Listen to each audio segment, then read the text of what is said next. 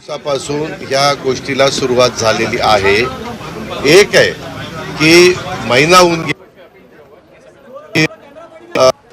असेल, त्यांची मुलगी असेल, त्यांचा भाऊ असेल, ते पण थोडे चिंतेत आहे की बाबा पुढे काही होतंय का की नाही, होतंय की नाही।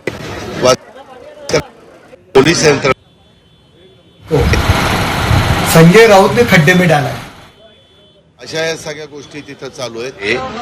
एक आहे की महिना होऊन गेला, त्यांचं कुटुंब देखील, त्यांची पत्नी असेल, त्यांची मुलगी असेल, त्यांचा भाऊ असेल, ते पण थोडे चिंतेत आहे की बाबा पुढे काही होतंय का नाही, होतंय की नाही, होतंय की नाही। वास्तविक यंत्रणा, पोलीस यंत्रणा पोलिसांचं काम करते, सीआयडी मार्फत करते, एसआयटी मार्फत करते। अशा या सगळ्या गोष्टी तिथं चालू आहेत। न्यायाधीशांच्या मार्फत देखील त्याची चौकशीच्या बद्दलचे स्वतः मुख्यमंत्र्यांनी शब्द दिलेत। आम्ही सगळ्यांनी तिथं अशी भूमिका घेतली, जे कोणी दोषी असतील त्यांना अजिबात त्याच्यामध्ये थारा द्यायचा नाही, कारण ही निगरूण हत्या ही शिवशाहू फुले आंबेडकरांच्या महाराष्ट्रामध्ये कुणीच खपून घेणार नाही। आणि त्याच्यामुळं कुणीही दोषी असेल तर त्यांचे धागेदोरे चौकशीमध्ये मिळाले तर त्यांच्यावर ऍक्शन घेतली जाणार आहे। हे स्वतः एकनाथराव शिंदेंनी पण काल का परवा साताऱ्यामध्ये सांगितलं। ज्यावेळेस पत्रकार मित्र तुम्ही आम्हाला वेगवेगळ्या ठिकाणी प्रश्न विचारता तेव्हा मी पण सांगितलंय आणि राज्याच्या प्रमुखांनी पण सांगितलेलं आहे। खरोखरीच ही घटना अतिशय निगरूण आणि माणुसकीला काळीमा फासणारी अशा प्रकारची आहे। यामध्ये कुणी सत्ताधारी पक्षाचा असो, विरोधी पक्षाचा असो, कुणी त्रयस्थ असो, ज्याचा राजकारणाशी संबंध असेल नसेल तो असो, त्याच्यात त्याला कुठलाही थारा दिला जाणार नाही। बीड जिल्ह्यामध्ये कायदा आणि सुव्यवस्थेचा प्रश्न निर्माण झालाय। परळी बंद वाल्मीकरणासाठी होती, अख्ख्या परळीमध्ये सर्वजण रॉकेल ओतून अंगावर घेण्यापर्यंत प्रकार घडले। पालकमंत्रीपदासंदर्भात तिथं अतिशय चांगले एसपी पाठवलेले आहेत। पत्रकार मित्रांनो, तुम्ही पण चौकशी करा की यावेळेसचा पाठवलेला एसपी कडक आहेत की नाही।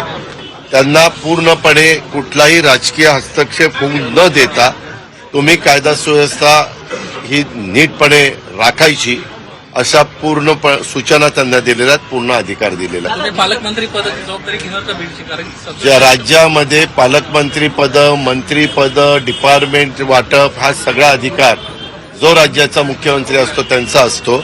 पाठीमागच्या काळामध्ये एकनाथराव शिंदेंच्याकडे तो अधिकार होता, कारण ते राज्याचे प्रमुख होते। आता सर्वांनी आम्ही देवेंद्र फडणवीस साहेबांना मुख्यमंत्री केलेलं आहे, त्याच्यावर त्यांचा अधिकार आहे। त्यांनी थोडंसं एक गोष्ट खरी आहे, निवडणुका झाल्यानंतर, निकाल लागल्यानंतर मंत्रिमंडळ असे होतं, आता यायला काही वेळ लागला, त्याच्यानंतर खातेवाटप व्हायला वेळ लागला आणि आता तुमच्या ह्याचा पालकमंत्री पदाचा। परंतु आज काहीतरी पानिपतला गेलेले आहेत मुख्यमंत्री, उद्या आपल्याकडे प्राईम मिनिस्टर येत आहेत, दुपारपासून उशिरापर्यंत त्यांचे कार्यक्रम आहेत। उद्या सगळ्या आमदारांना आम्हाला ते भेटणार आहेत, त्यांनी वेळ पण दिलेला आहे आणि त्याच्यामुळे मुख्यमंत्री पण दिवसभर त्यांचं वेलकम केल्यापासून त्यांना सी ऑफ करेपर्यंत त्या कार्यक्रमामध्ये राहतील दिवसभर। पण आणि दाओसला पण मला वाटतं 19 तारखेला त्यांना जायचंय, 19 तारखेला ते दाओसला जाणार आहेत। त्याच्या आधी निश्चितपणे मुख्यमंत्री पालकमंत्री पदाच्या जबाबदाऱ्या वेगवेगळ्या मंत्र्यांना देतील।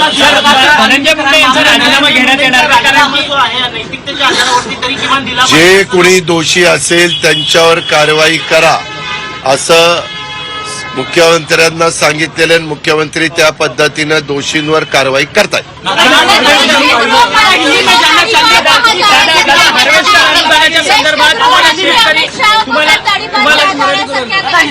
तुम्हाला शेतकरी भेटलेले होते, हार्वेस्टर अनुदानामध्ये घोटाळा झाल्याच्या संदर्भात तत्कालीन कृषी मंत्री धनंजय मुंडे यांच्या जवळचे वाल्मिक कराडांनी पैसे घेतलेत शेतकऱ्यांकडून। त्या संदर्भात हे आरोप केले गेलेले आहेत, त्याची चौकशी करण्यात यावी। जे दोषी असतील त्यांच्यावर कारवाई करू। मी आता म्हणलं की तू माझ्याकडनं लाख रुपये घेतले पण शेतकऱ्यांनी तसेच तेच म्हणतो ना, मी पण शेतकरी आहे बाबा, मी शेतकरी म्हणूनच म्हणतोय की तू माझ्याकडनं लाख रुपये घेतले। मी त्याच्याबद्दल एवढंच तुम्हाला सांगतो, मी काय करतो, तुम्हाला वेळ देतो त्यावेळेस तुम्ही तिसऱ्यातच शिरता। मी इतकं स्पष्ट सांगतो, सगळ्या महाराष्ट्राला माझी मतं माहिती आहेत, मी कधी माझ्या राजकीय जीवनाला सुरुवात केल्यापासून जातीचा, पातीचा, नात्याचा, गोत्याचा विचार केलेला नाहीये. महाराष्ट्र चांगला राहिला पाहिजे, कायदा सुव्यवस्था उत्तम राहिली पाहिजे, प्रत्येकाने आपापली जबाबदारी नीटपणे पार पाडली पाहिजे. आपल्या आजूबाजूला कोण आहेत, कसे वागतात, कसे बोलतात, लोकांशी कसे संबंध ठेवतात, त्याचं पण भान आमच्या सहित सगळ्यांनी त्या ठिकाणी ठेवलं पाहिजे. आणि चुकीची माणसं असतील तर त्यांना बाजूला केलं पाहिजे. या संदर्भामध्ये आता ज्या काही इन्क्वायऱ्या चालल्यात किंवा आपण जे म्हणताय, कुठल्याही गोष्टीमध्ये, कुठल्याही डिपार्टमेंटमध्ये जर कुणाला काही लाच द्यावी लागली असेल आणि त्याचे पुरावे असतील तर ते आम्हाला द्या. आम्ही त्याची चौकशी करू आणि दोषींना त्या ठिकाणी शासन करू. त्याच्यामध्ये कुणालाही पाठीशी घातलं जाणार नाही.